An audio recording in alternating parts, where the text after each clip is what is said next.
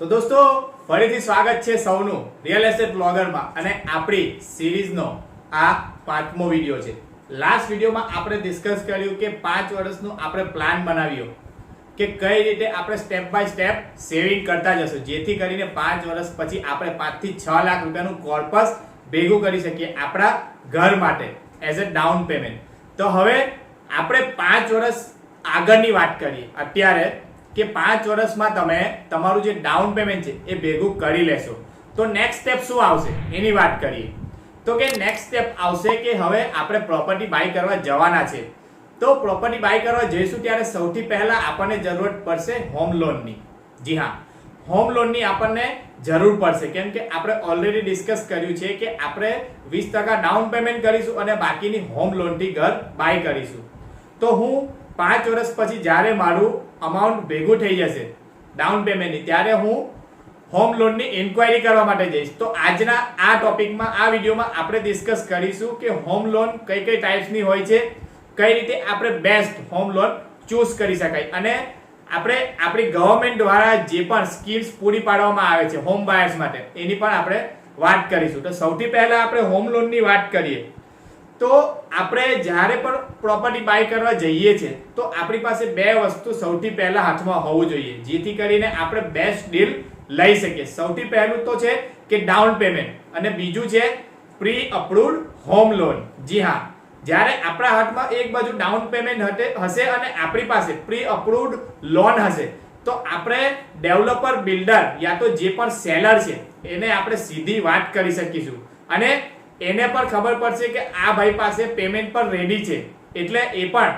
આપણને હેલ્પ કરશે સામે એને પણ પ્રોપર્ટી સેલ કરવાની છે. એટલે જો આપણી પાસે ડાઉન પેમેન્ટ અને પ્રી અપ્રુવ્ડ હોમ લોન હશે તો આપણને સૌથી મોટો ફાયદો થશે નિગોશિએશનનો. જી હા, આપણને બેસ્ટ ડીલ મળવાના ચાન્સીસ વધી જાય છે. એટલે આપણે જે સ્ટેપ બાય સ્ટેપ પ્રોસેસ કરીને ચાલી રહ્યા છે, પ્લાન કરીને જો ચાલી રહ્યા છે તો આપણે એક બેસ્ટ ડીલ મેળવી શકીશું. તો આ સૌથી મોટો ફાયદો છે પ્રી અપ્રુવ્ડ હોમ લોનનો.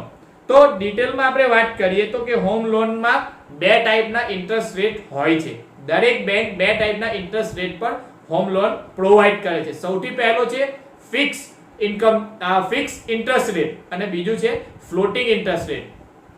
હવે ફિક્સ ઇન્ટરેસ્ટ રેટ એનો મતલબ શું કે આપણે જેટલા ટાઈમ માટે હોમ લોન બાય કરીએ છીએ તો એ આખા માની લે કે હું 20 વર્ષ માટે હોમ લોન લેવું છું તો એ 20 વર્ષમાં જ્યારે મેં હોમ લોન લીધી છે, જ્યારે મારી અપ્રુવલ થઈ છે લોન તો એ ટાઈમ પર મને 9% રેટ પર હોમ લોન મળે છે. તો 20 વર્ષ સુધી મારો જે એ ઇન્ટરેસ્ટ રેટ છે એ સેમ રહેશે. ભલે માર્કેટમાં આગળ જતા રેટ ઓછો થાય યા તો વધી જાય પરંતુ મને એ જ ફિક્સ રેટ પર હોમ લોન મળશે. તો આને કહેવાય fix interest rate home loan. બીજી છે floating interest rate home loan કે જેમાં આપણને એક ફ્લોટિંગ રેટ પર આપણો રેટ કાઉન્ટ થશે. આપણી ઈએમઆઈ પર જે રેટ કરંટ કન્ડિશનમાં ચાલશે તો એ રેટ આપણને લાગુ પડશે. આ મહિને જો રેટ 7.5% હોય તો એના હિસાબે આપણે ઈએમઆઈ પે કરવાની આવશે. નેક્સ્ટ મંથ જો 9% નો રેટ થઈ જાય તો એના હિસાબે આપણી ઈએમઆઈ કાઉન્ટ થશે. ઈએમઆઈ ની અમાઉન્ટ આમાં આપણી ફિક્સ રહેશે એક જ, પરંતુ એમાં ઈએમઆઈ માં બે ઓપ્શન હોય છે. એક તો આપણી પ્રિન્સિપલ અમાઉન્ટ અને બીજી ઇન્ટરેસ્ટની અમાઉન્ટ. તો આપણે જ્યારે ફ્લોટિંગ રેટ લઈશું, સિલેક્ટ કરીશું તો ત્યારે શું થશે આપણી જે ઈએમઆઈ ની જે અમાઉન્ટ જે છે એ તો આખી ટેન્યુઅર માટે આપણે એક જ પે કરવાની આવશે. માની લો કે 15,000 ની ઈએમઆઈ છે મારી તો આખી જે ટેન્યુઅર છે 20 વર્ષનું એમાં મારે ખાલી 15,000 નું પે કરવાનું આવશે ઈએમઆઈ. એમાં વધઘટ નહીં થશે. પરંતુ ફ્લોટિંગ રેટ જો સિલેક્ટ કર્યો હશે આપણે તો આપણી ઈએમઆઈ માં જે ઇન્ટરેસ્ટનું જે અમાઉન્ટ છે માની લો કે આ મહિને 7.5% ઇન્ટરેસ્ટ રેટ છે તો એના હિસાબે મારું ઇન્ટરેસ્ટ રેટ બને છે 67,000 રૂપિયા. તો એટલું ઇન્ટરેસ્ટ જશે આ મહિનાની મારી લોનમાં અને નેક્સ્ટ મંથમાં જો એ ઇન્ટરેસ્ટ રેટ 9% થઈ જશે તો 67,000 ની જગ્યાએ 8,000 રૂપિયા મારું ઇન્ટરેસ્ટ જશે અને મારું પ્રિન્સિપલ અમાઉન્ટ એમાં ઓછી જશે. એટલે એ રીતે એ ઓટોમેટિકલી બેંક દ્વારા કેલ્ક્યુલેટ કરવામાં આવે છે. પરંતુ એઝ અ બાયર આપણે 15,000 રૂપિયાની જ ઈએમઆઈ પે કરવાની છે. તો આ રીતે ફિક્સ રેટ અને ફ્લોટિંગ ઇન્ટરેસ્ટ રેટ વર્ક કરે છે. તો હવે આપણને કન્ફ્યુઝન થશે કે આપણે ફિક્સ રેટની લેવી કે ફ્લોટિંગ રેટની લેવી. તો એના માટે આપણે એઝ અ બાયર રિસર્ચ કરવું પડશે કે લાસ્ટ 10 વર્ષમાં રેટ શું ચાલી રહ્યો છે. તો જો માની લઈએ આપણે કે લાસ્ટ 10 વર્ષમાં રેટ 10% હતો અને હાલમાં જ્યારે આપણે લેવા જઈએ છીએ ત્યારે રેટ 7% છે, તો આપણે ફિક્સ રેટ સાથે જવું જોઈએ. કેમ કે ઓલરેડી આપણને હાલની કન્ડિશનમાં 3% નો સીધો ફાયદો થઈ રહ્યો છે, જે આપણને લોંગ ટર્મમાં ખૂબ જ મોટો ફાયદો અપાવી શકે છે. તો એટલે આપણે આવી કન્ડિશન હોય તો આપણે ફિક્સ રેટ સિલેક્ટ કરવો જોઈએ અને ફ્લોટિંગ રેટ ત્યારે સિલેક્ટ કરવો જોઈએ જ્યારે લાસ્ટ 10 વર્ષના જે રેટ છે એ અમુક 3-4% ની અંદર ઉપર નીચે વેરી થયા કર્યા છે. મતલબ કે 6 થી 10% ની અંદરમાં માની લો કે કોઈ વર્ષે 6.6% છે, કોઈ વર્ષે 8% થઈ ગયો, કોઈ વર્ષે 9.5% થઈ ગયો. આ રીતે 10 વર્ષમાં જો વેરી કરતું રહ્યું છે તો એનો મતલબ કે આપણે ફ્લોટિંગ પર જવું જોઈએ. કેમ કે અત્યારે હાલમાં માની લઈએ કે 7.5% નો રેટ છે, તો આપણે ઓન એન એવરેજ સેફ છે.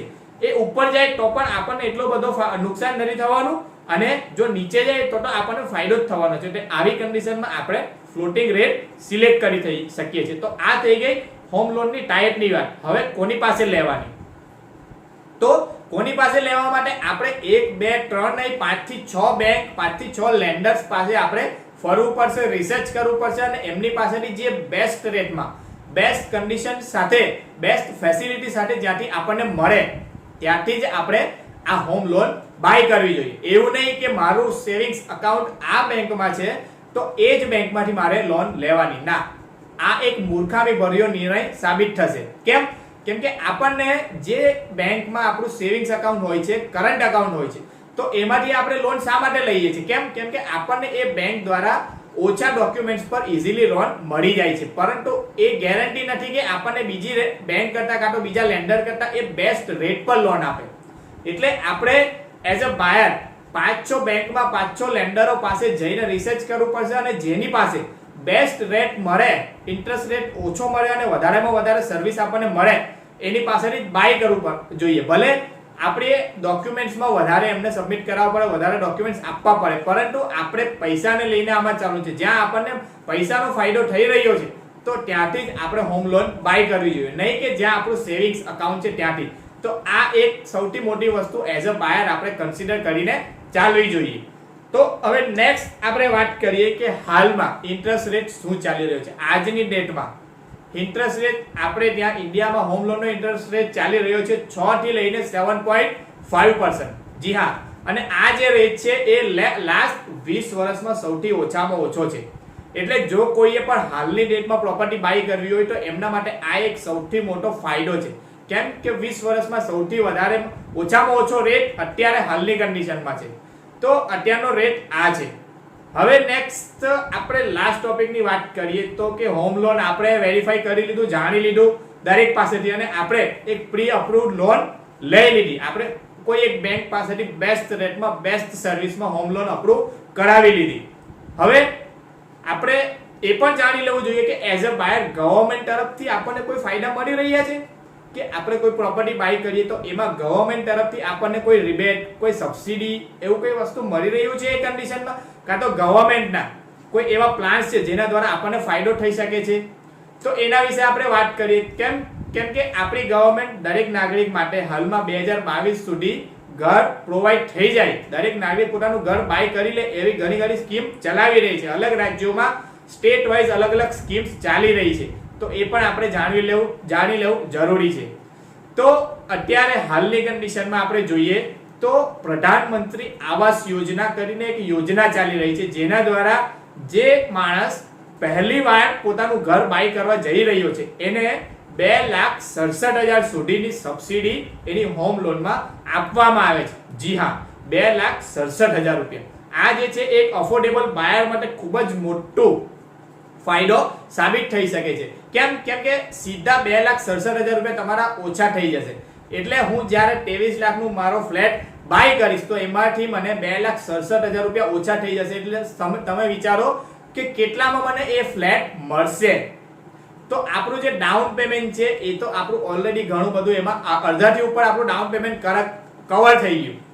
તો આ રીતે આ સ્કીમનો આપણે લાભ લઈ શકીએ છીએ. પરંતુ આમાં એક મોટી કન્ડિશન છે કે જેને પણ આ સ્કીમનો લાભ લેવો હોય એ લોકોના નામ પર પાછળ કોઈ પણ જાતનો દસ્તાવેજ નહીં થયેલો હોવો જોઈએ, એના નામ પર કોઈ પણ જાતની પ્રોપર્ટી બાય થયેલી નહીં હોવી જોઈએ. જો આ કન્ડિશન ફૂલફિલ થાય તો જ એ માણસ આ સબસિડીનો લાભ લઈ શકે છે. જી હા, તો આ રીતે હોમ લોન અને સબસિડીની વાત આપણે ડિટેલમાં કરી અને એ રીતે આપણે આપણા ડોક્યુમેન્ટ સબમિટ કરાવીને પ્રી અપ્રુવ્ડ હોમ લોન લઈ શકીએ છીએ. અને હા, એક લાસ્ટ ઇમ્પોર્ટન્ટ પોઈન્ટ જે શેર કરીશ તમારી સાથે જરૂરથી, કે જ્યારે પણ આપણે હોમ લોન લઈએ છીએ ને, તો એમાં વુમન્સ લોકો માટે કંઈક ને કંઈક એક્સ્ટ્રા બેનિફિટ દર વખતે દરેક બેંક દ્વારા પ્રોવાઈડ કરવામાં આવતા હોય છે. અને જે આપણી ગવર્મેન્ટ છે એના દ્વારા પણ આપણને વુમન્સના નામ પર જો આપણે રજીસ્ટ્રી કરાવીએ કાં તો હોમ લોન લઈએ તો એક્સ્ટ્રા બેનિફિટ મળતા હોય છે. તો આપણે એ પણ જાણી લેવું જોઈએ કે વુમન્સના નામ પર કોઈ એક્સ્ટ્રા બેનિફિટ્સ છે. જો હોય તો આપણે આપણી વાઈફ કાં તો આપણી મધર જે પણ હોય એમના નામ પર આપણે હોમ લોન કે એ અપ્રૂવ કરાવવું જોઈએ, જેથી કરીને આપણને વધારે ફાયદો મળી શકે.